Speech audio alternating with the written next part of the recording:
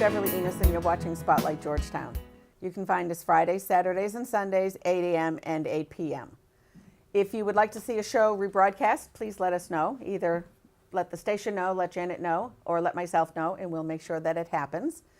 Again, and we've said this time and time again, this is your cable television show, your cable television station, and everything that we have is available for you to come down and learn how to use. Cameras, editing, anything that's in here. They have a real fancy schmancy get-up in here, and it's lots of fun to use. So if you have some free time and would like to learn something different in your life, if you're just looking for something different, or if you're retired and looking for something to do, you can also learn how to do it and televise your own nonprofits or your own programs that are going on. So if you'd like to be part of it, either let Janet know here at the station or let me know, and we'll make sure that it happens for you. Now today we're talking to Samantha Newberry, otherwise known as Sam, and this is not the first time Sam has been on the show. So welcome again. Thank you. You were on the show before because you're in the Girl Scout troop that's going to Costa Rica. Yes, correct. And you're raising money, Mm-hmm. and you're working up at the Flatbread Pizza to do so. Yep. I see you every time I go up there. Yep. And the trip is coming up in 2016. Yes, in So- July. It'll be in. So that'll be, and you're all gonna come back on afterwards and tell us how course, that would wonderful it be was great. when you did the zip line and all that kind of I know, stuff. I'm so excited. Yeah, I can imagine. Now, today we're talking about something different. We'll actually talk about a couple of things because you've got your finger in lots of different pies Yeah. going on here in Georgetown. Now, what grade are you in? I am a junior at Georgetown High School.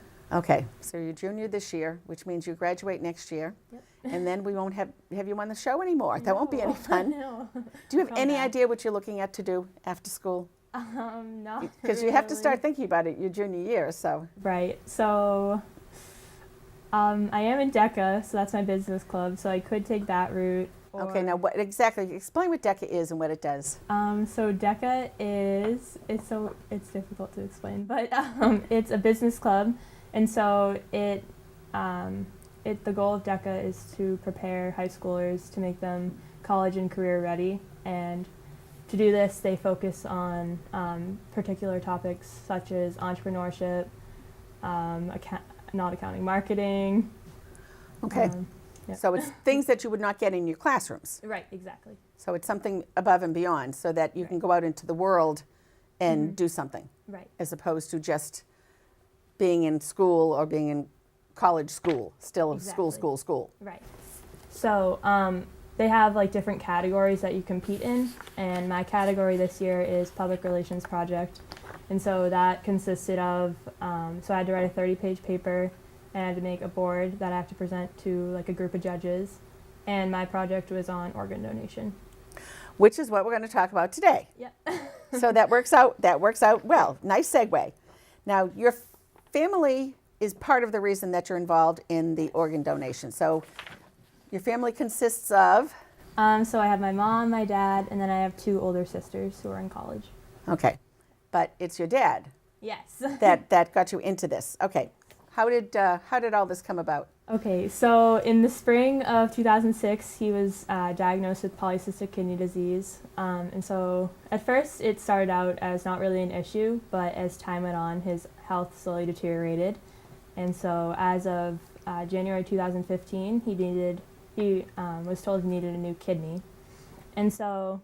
And he's a relatively young man, because you're still a Yes. young kid, so. Yeah, exactly. So it was pretty scary.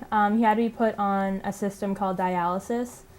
So that's not really a cure to having kidney disease. And that's where they take the blood out, they filter it, Right. and put it back in. Yeah, so what he had to do was... So it's a maintenance program more than a cure. Exactly. Okay. So what he had to do was like an hour treatment every like couple hours, like every 5 hours. And so this was really difficult. It really took a toll on his life. Now, did he do it in the hospital, or sometimes they can do it at home? He was fortunate to do it at our house. Oh, good. So thank God. That's a little bit better, but not much. Exactly, yeah. So he did get to live at home, which is good. However, he did have to like quit his job because he couldn't be doing his treatment at work because it's not really possible for him. And So it was pretty difficult. He usually had to be home, and we couldn't really go on like the long like road trips we'd want to go on anymore, or anything like that. Because every 5 hours he had to go back on a machine. Exactly. So, yeah, that was a really big struggle for him. But fortunately, kidneys are one of the organs that you can receive a live donor. You can receive a kidney from a live donor. It doesn't have to be someone that has passed. Deceased, yes. So fortunately, my mother went and got tested, and she was proven as a match.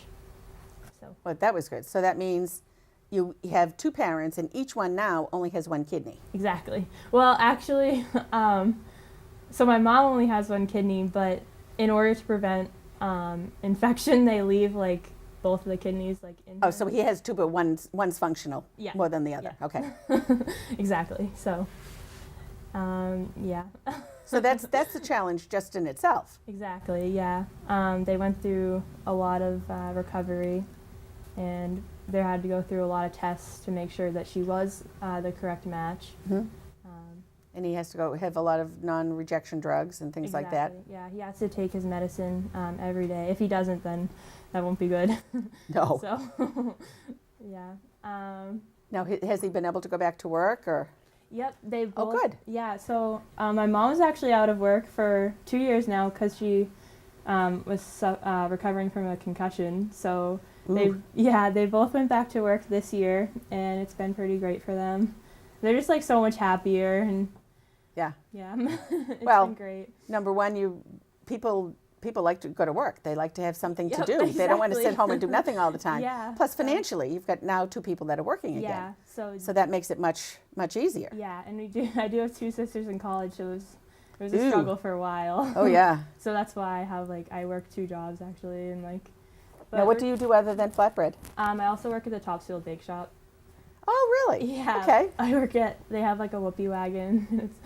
It's great, but yeah, we're doing fine. So good. So it's all good news. Yeah. Now, how did you decide, and what did you decide to do to help raise money for the kidney? Is it the Kidney Association or? I am working with the National Kidney Foundation, and I'm also working with Donate Life New England. And so their main thing actually isn't raising money. It's more I'm trying to raise awareness and spread education on the topic of organ donation.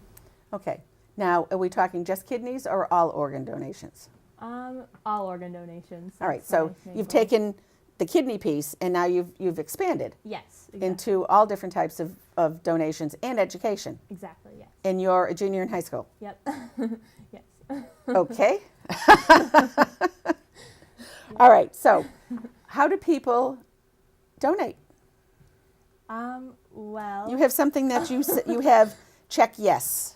Check yes. That's my campaign that I'm using. That's the name of my campaign that I'm using to promote organ donation.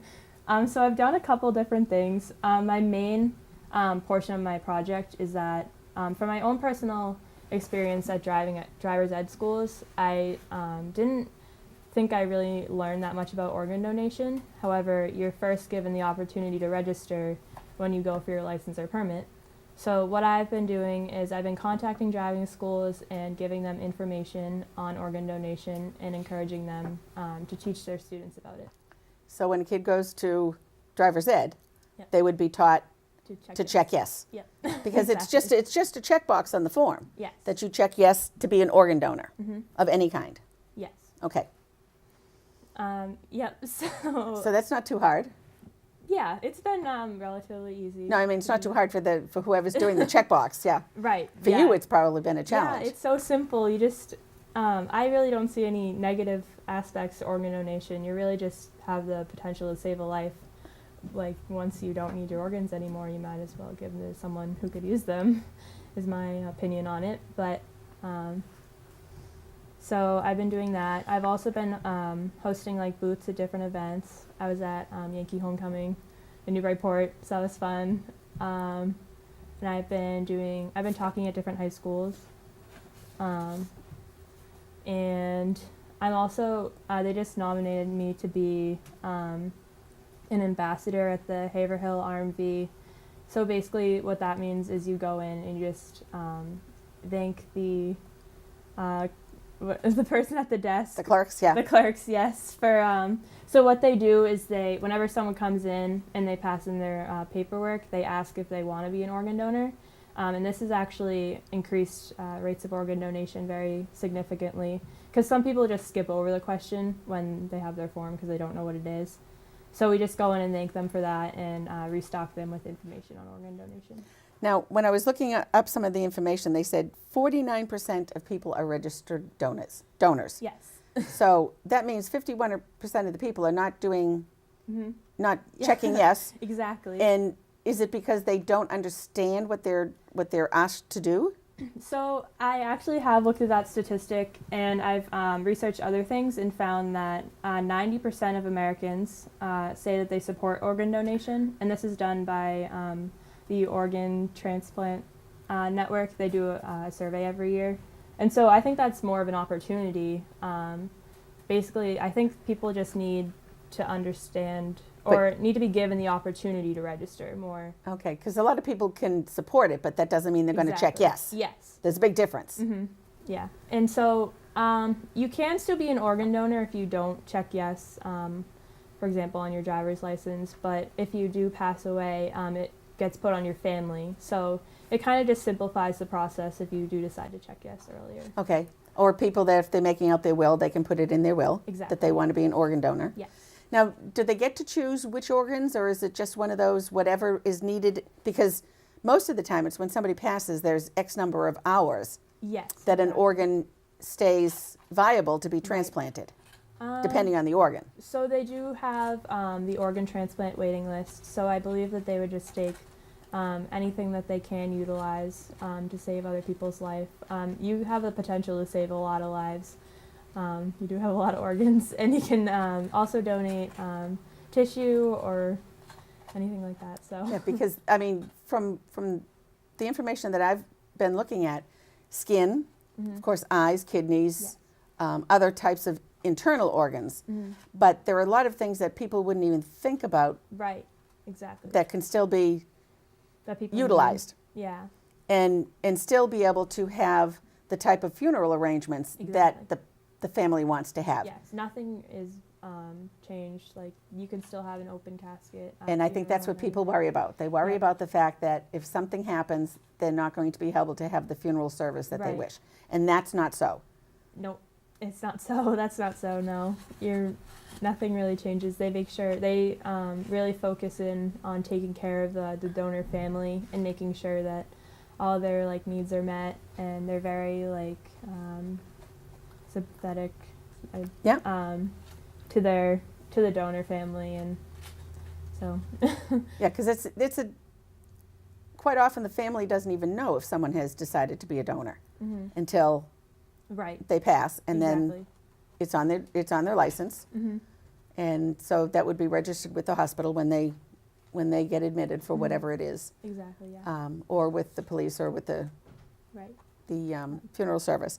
Now, it also says that 23 people die every single day because there is no donor for what they need. Yep.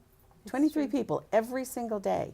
Yep, and I think that can be resolved, especially considering only 49% are registered. If 100% are registered, then I don't know. Then, that well, if number would 100% be- were registered, you wouldn't have 23 people dying every day. Nope, you'd save those lives. So that's a lot of lives to lose every day. It is. And they could be saved. I'll share, I had a friend whose husband needed a kidney, and he was in his 40s. So he got his kidney transplant, and he did very well with it. And then when he was about 65 or 70, the kidney failed. He needed another kidney. He got another kidney transplant.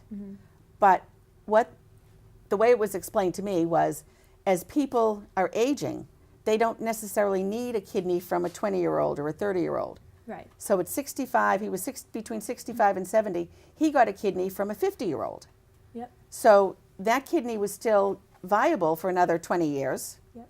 And at 65 or 70, the kidney would still work for him for the whole time. Right, exactly. So it used to be, it was just absolutely perfect young organs. But now they they adjust the Right. value of the organ or how long it's going to live according to the age of the person. Exactly, yeah. So you don't have to be 20 years old to check yes. No, you do not. They can really, age doesn't really matter. It's just if you're healthy, then and they're going to work for who can take them, then they'll do it. So So, and that makes a big difference. it definitely does. Yes. Now, how do you think this project has saved lives? Do you know how many people have registered because of this, or? So it is pretty difficult to track exactly how many people I've influenced. I have tried to work out some of the numbers. So my goal is to target 50 driving schools, and I've actually teamed with the Governor's Advisory Council to target more schools. But so if they have a class of, say, like 20 kids every month, that's like a good amount of kids per year. Oh, yeah. Per driving school. For 50 driving schools, that's a lot. You can't exactly track how many decided to check yes, but you just have to hope that you did influence them with your story. Okay, one of the things that you can track is, how does it make you feel? Now Now I'm going to embarrass you. How does it make you feel knowing that you could actually be saving lives by what you're doing? And how does that make you feel? I just think it's the right thing to do. It makes me happy that you can save someone's life, that I could be saving someone's life by doing this. I just think it's the right thing to do, and I see this opportunity that I want to take action to help resolve this problem. So, And all because of your family. yes, And they've been supportive through all of this. most definitely, yes. Now, what can other people do to help? What you can do to help is you could either promote organ donation as well, talk about it positively. You could tell your family about your decision. Just avoid, just be positive about it. I don't know. Now, if someone wants to make a donation of money to the Kidney Foundation, would that be helpful? Yeah, that would definitely be helpful. I think that would go more into research about other potential cures, Okay. or maybe even just their company in general, but they could definitely do that. Okay. But other than that, it's just talk it up amongst your friends and your family. Exactly. Yep. So yeah, the Donate Life. So the Donate Life New England, I think, is more promotional for organ donation. And then they have the New England Organ Bank that's connected to them, and they actually do transplants in the same building, so it's pretty interesting. Oh, wow. And where is that located? It's located in Waltham, Massachusetts. Okay. Yeah. All right. Is there anything that we've missed? I don't think so. You've got your notes there. We haven't even had to use your notes. I know, they're just facts. Upcoming, I'm trying to get a proclamation in our town to have April as a organ donation month. So, Okay. And I'll have a green and blue day. So, if they want to show support, they can wear green and blue on that All right. day. Now, are there forms other than, let's say, if somebody already has their license and they don't need to renew it, Yeah. is there a form available that they could then sign and send it to whom? Well, they could actually go online and register. Donate Life set up like a pretty good. And the website is? It's actually, you could just look up donatelifeamerica.com and then. DonateLifeAmerica.com. Yes, and then it would bring you right there. So. Okay. So Yep. that might be something that could even be done in Georgetown, Yep. is having most a definitely. registration type. They program. also have a like when I go to do booths, they have like a QR code that you can just scan on your phone, and it brings you straight to the website. So you can register that way. Okay. Yep. Anything else that we've missed? No, that's all I think. Okay. Well, thank you for coming back. All right. It's thank been you for fun to having have you me. back again. Thank And we'll you. see you after your trip to Costa Rica. All right. All great. right. Thank you. I'm Beverly Enos. This is Spotlight Georgetown. Thank you for joining us. Don't forget, Fridays, Saturdays, and Sundays, 8 a.m. and 8 p.m. Bye for now.